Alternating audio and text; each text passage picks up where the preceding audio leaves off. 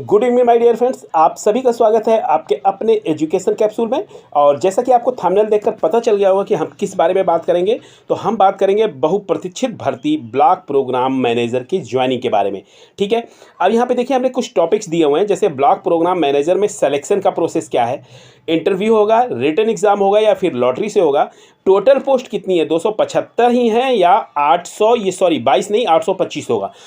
फिर यहाँ पे ब्लॉक प्रोग्राम मैनेजर की वैकेंसी में क्या भ्रष्टाचार हुआ है या रिजल्ट में विलंब क्यों, तो इन सभी टॉपिकों पे हम चर्चा करेंगे और सभी के बारे में हम बताएंगे आपको विस्तृत रूप से।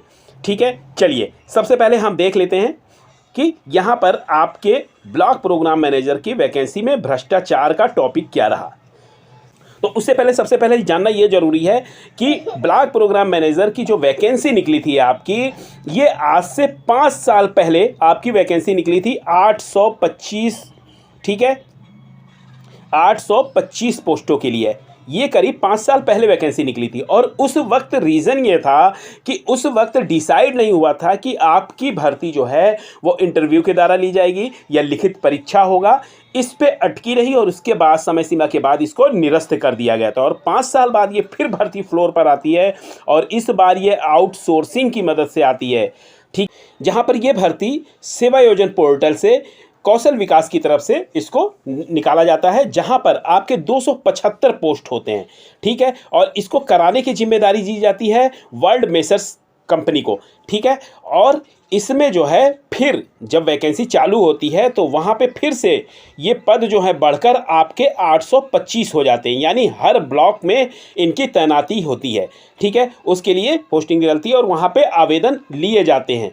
लेकिन इस आवेदन के बाद ये जो है यहाँ पर क्या होता है, प्राइवेट कंपनियाँ जब भी कराती हैं तो वो इंटरव्यू के ही माध्यम से कराती हैं।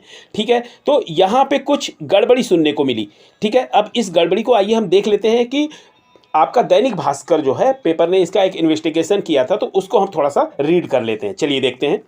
तो जैसा कि आप देख पा रहे हैं यहाँ पर देखिए लिखा हुआ है कि भास्कर के खुलासे, जैसा कि आप देख पा रहे हैं यहाँ पे लिखा हुआ है, ये करीब 2 महीने पुरानी खबर यहाँ पे देखिए लिखा हुआ 2 महीने पूर्व। यहाँ पे कह रहे हैं भास्कर के खुलासे के बाद 825 पदों की भर्ती निरस्त। ठीक है, 4 कर्मचारियों को हटाया और भर्ती के लिए 2 से 3 लाख या 5 महीने की वो सैलरी मांग रहे थे।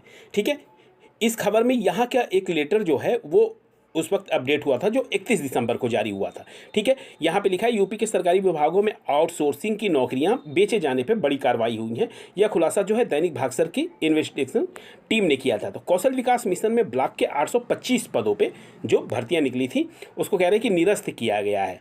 ठीक है ना, ये भ्रामक खबर है कि निरस्त किया गया है, यहाँ पे निरस्त नहीं हुई है भर्ती। और भर्ती कराने के लिए रिश्वत मांगने वाले 2 कर्मचारियों को कंपनीज ने हटा दिया है। तो यहाँ देखिए जो रिश्वत मांग रहे थे यहाँ एक्चुअल में कंपनी के द्वारा नहीं हो रहा था, यहाँ पे 2 कर्मचारियों ने मतलब ये भ्रष्टाचार किया था तो उनको हटा दिया गया है। ठीक है, और ये कहाँ के थे, तो उद्यान विभाग के महिला कर्मचारी समेत टीम के लीडर को निलंबित कर दिया गया है। और ये भर्ती प्रक्रिया अभी भी चल रही है। लेकिन यहाँ पे अभी और हम देख लेते हैं, यहाँ पे कह रहे थे सरकारी नौकरियाँ आउटसोर्स कंपनियों के कर्मचारी और दलाल मिलकर बेच रहे थे। इसके लिए 5 से 6 महीने की सैलरी और 2 से 3 लाख रुपए देने के बाद नियुक्ति दी जा रही थी।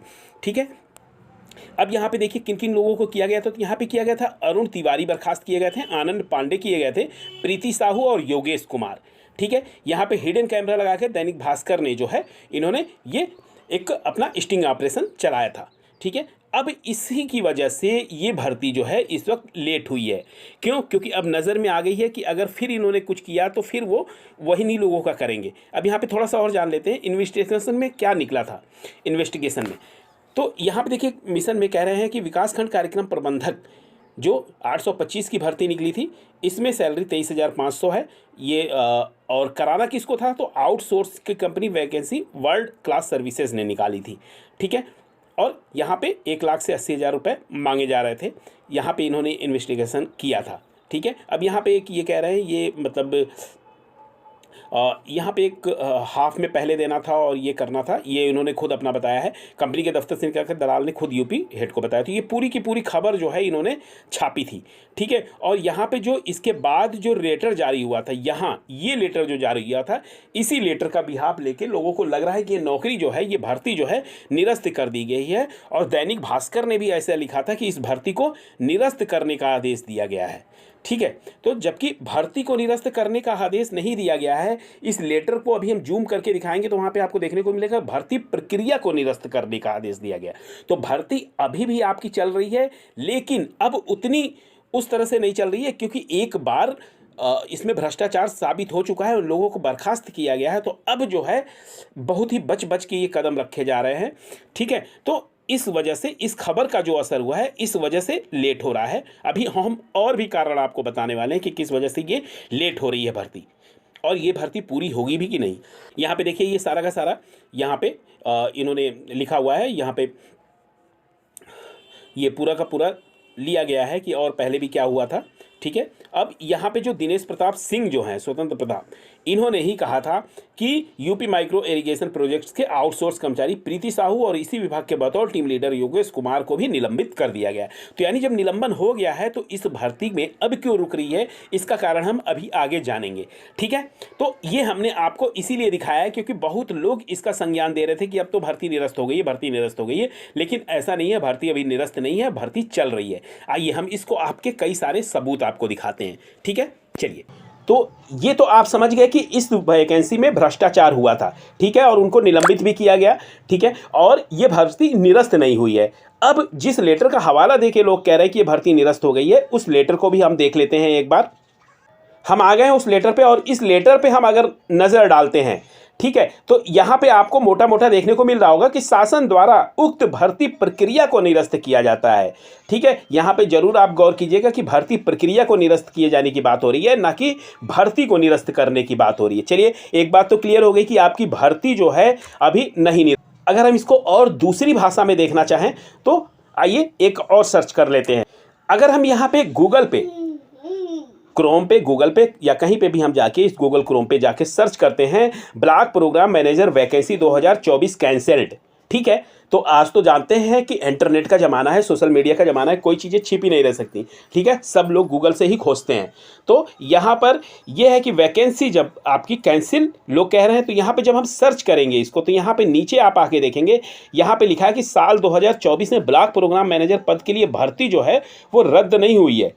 वो क्या हुआ, ब्लॉक प्रेजर, ये अभी रद्द नहीं हुई है। यहाँ पे कह रहे हैं कि ब्लॉक प्रोग्राम मैनेजर का काम और ये सारी दे रहे हैं, तो यहाँ पर ये अभी रद्द नहीं हुई है, इस देखिए। ठीक है, यहाँ पे ये सारी चीज़ें दिखा रहे हैं रिक्तियों का, और तो यानी ये भर्ती जो है अभी आपकी जीवित है। अब जैसा कि हमने बात कर ली बीपीएम वैकेंसी भ्रष्टाचार पे और टोटल पोस्ट पे हमने बात कर ली। ठीक है, अब हम बात करने वाले हैं कि इसका इंटरव्यू रिजल्ट या लॉटरी सिस्टम, इसमें क्या होगा, और block programme manager selection process क्या होना है, यानी ये दोनों चीज़ें एक ही हैं। ठीक है, तो अब देखिए, यहाँ पर जब भ्रष्टाचार की बात हो चुकी है इसमें और सभी की निगाहें इसी पे हैं, तो रिजल्ट में विलंब का कारण जो है वो यही है कि अगर ये अभी किस पैटर्न से इस रिजल्ट को लागू करें। देखिए, एक्चुअल होता क्या है कि इंटरव्यू से ही ये भर्ती होनी चाहिए, लेकिन इंटरव्यू और रिटन एग्ज़ाम या फिर लॉटरी सिस्टम से भी किया जा सकता है। लेकिन अभी कंपनी में इस बात का मतलब एक राय नहीं बन पा रही है।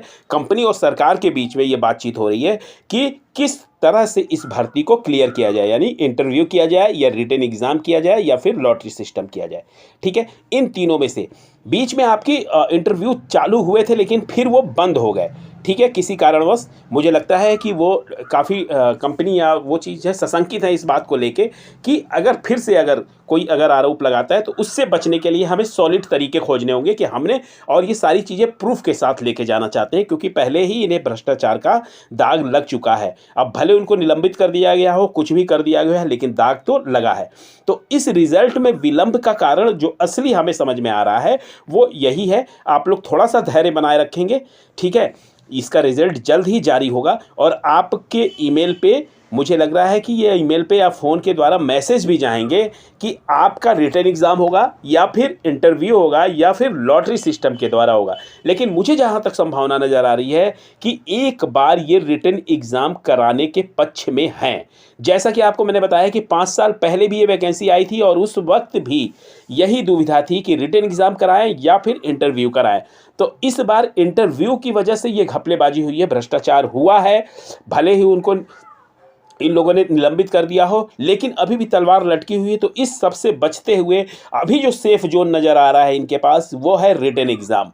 ठीक है, तो हमें लग रहा है अभी हम संभावना व्यक्त कर सकते हैं, लेकिन अंतिम निर्णय उन्हीं का होना है कि क्या करते हैं। ठीक है, तो अभी आप बिल्कुल भी हताश और निराश ना होएं। अभी ये भर्ती बनी हुई है और अभी भर्ती जीवित है, ये कहीं भी निरस्त नहीं हो रही है, कुछ भी नहीं हो रहा। भर्ती प्रक्रिया को निरस्त किया गया है। भर्ती प्रक्रिया जो चल रही थी, यानी इंटरव्यू जो चल रहा था, जो जो उसमें लगे हुए थे, उसको निरस्त किया गया है। अब कुछ नए तरीके से ये करने वाले हैं। ठीक है, तो इसके बारे में जैसे मुझे कुछ अपडेटेशन मिलती है फिर मैं आपको इन्फॉर्म करूंगा। तो आज की वीडियो में आपके लिए बस इतना ही। आप निराश ना हो, बने रहिए हमारे वीडियो पे।